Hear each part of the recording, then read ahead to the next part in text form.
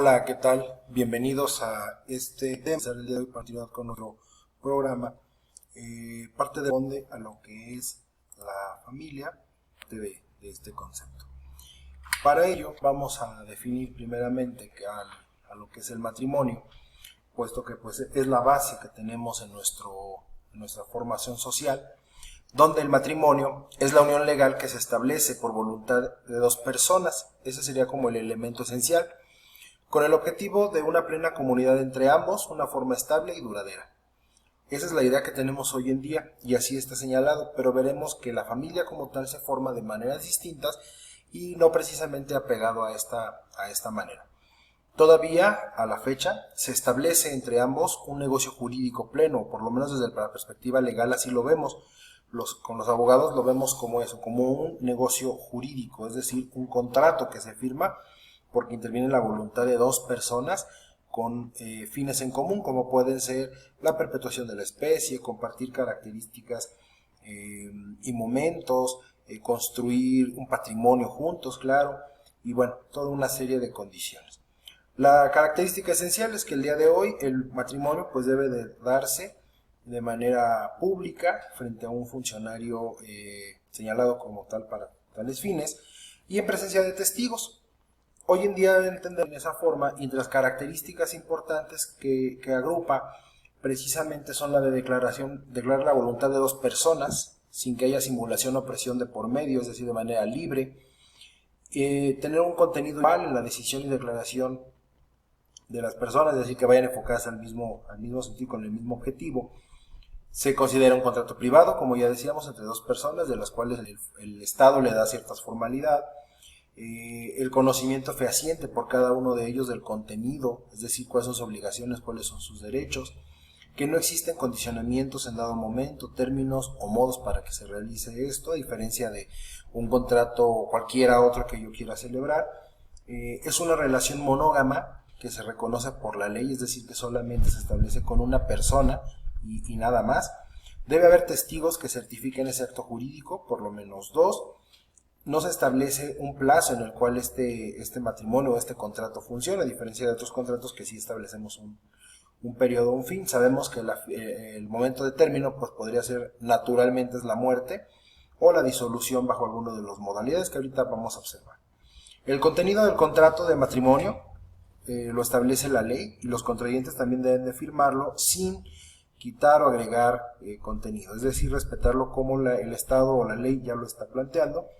Y saber que bueno, el matrimonio se puede adquirir bajo diversas modalidades de acuerdo al estado o lugares donde se dé, pero siempre apegado a la ley y con las condiciones que los contrayentes deben de cumplir para tales.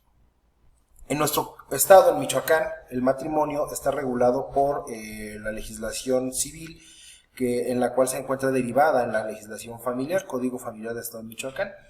Y los requisitos básicos o principales son tres muy simples. Uno, que debe celebrarse ante el oficial de registro civil para que tenga validez, que ambos contrayentes sean mayores de edad, y expresar su voluntad de unirse en matrimonio.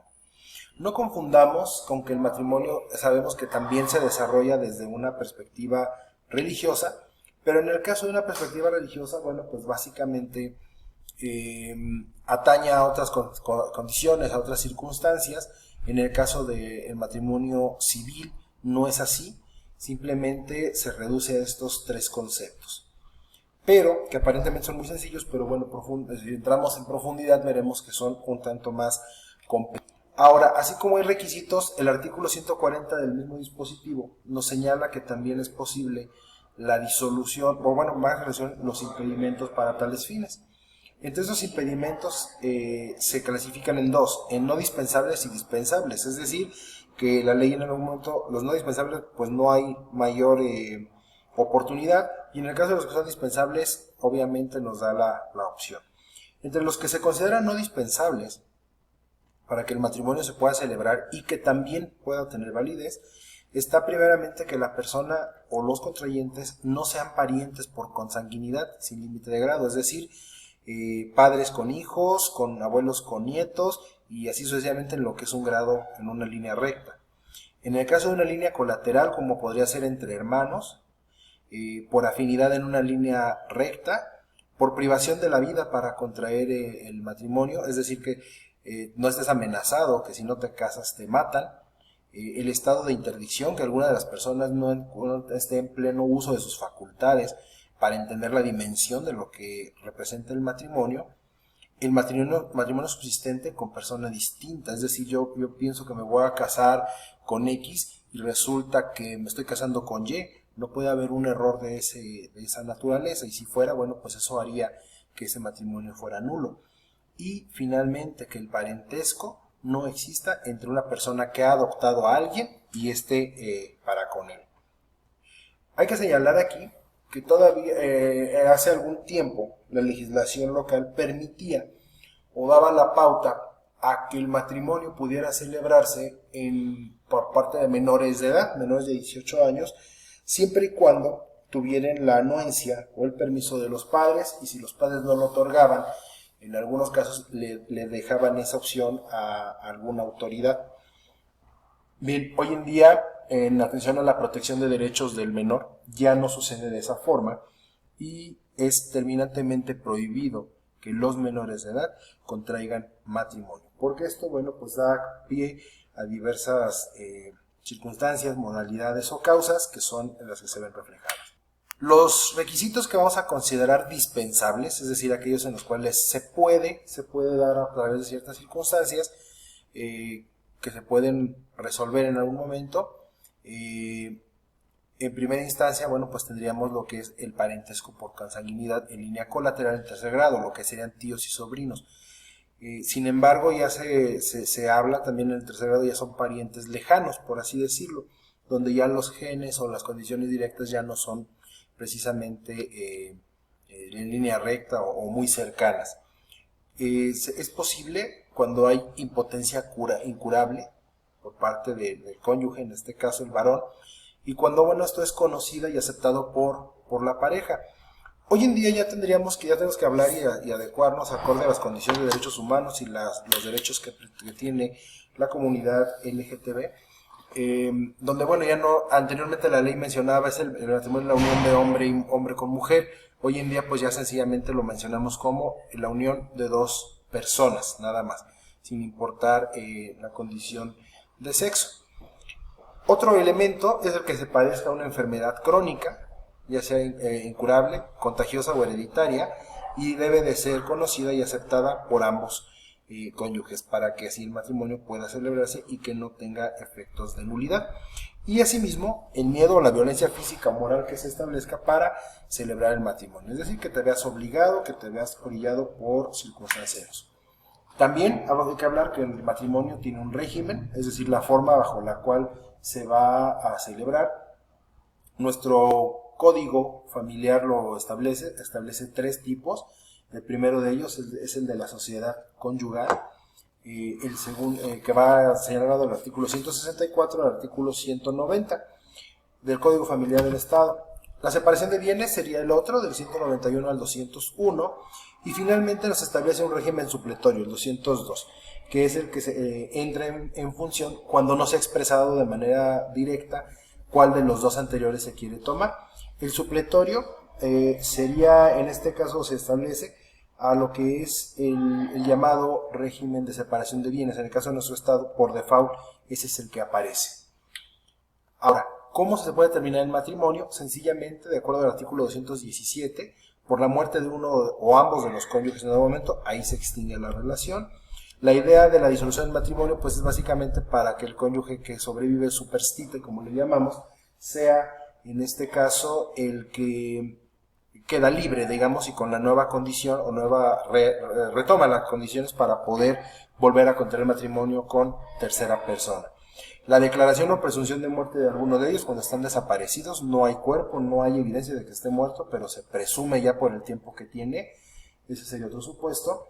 El tercero, el que hace referencia al divorcio decretado por parte de una autoridad. Aquí derivamos los tipos de divorcio, un administrativo, un judicial, que por ahí llega a darse alguna confusión con respecto entre lo que es voluntario, lo que es inexpresión de causa, pero vamos a dejarlo ahí, puesto que el día de hoy no nos ataña esta situación. Y finalmente porque el matrimonio pues estaba viciado, caía en alguno de los supuestos que hemos visto anteriormente, y entonces el juez competente puede declarar que ese matrimonio puede ser nulo. El matrimonio da pauta a la formación básica de lo que hoy en día conocemos como familia, y esta familia vamos a definirla como el grupo de personas que se unen por un parentesco. Es interesante mencionar que a nivel legal, desde la perspectiva jurídica, pues los esposos no son parientes, pero sí tienen una afinidad que los une. Y esta unión pues va a conformar a lo que llamaremos vínculos consanguíneos, que se constituye o se reconoce desde la perspectiva legal y la perspectiva social. Y claro, también una perspectiva religiosa cuando así suceda y así lo permite y lo valide el enfoque que se le pretende dar.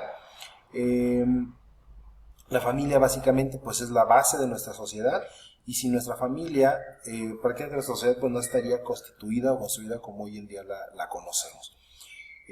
Básicamente, la idea de pertenecer o de formar una familia o a través del matrimonio o de cualquiera de las otras formas en que se puede formar, porque no es la única manera, la idea es que se pertenezca a esa agrupación donde hay un desarrollo psicológico, social, moral, afectivo, personal, en varios ámbitos que, bueno, pues va de la mano con esta realidad. Dentro de los de familia a lo largo del tiempo, hoy en día podríamos hablar, básicamente hay más tipos, pero vamos a centrarnos en estos 4. Hablamos de familias monoparentales, es decir, que se conforman por uno o más hijos y la madre o el padre. Es decir, solamente se refiere a que solamente hay un padre, ya sea por separación, ya haya sido porque desafortunadamente falleció alguno de ellos o alguna otra circunstancia que da. Es decir, los hijos viven exclusivamente con papá, exclusivamente con mamá. Eso es lo que llamaríamos una familia monoparental.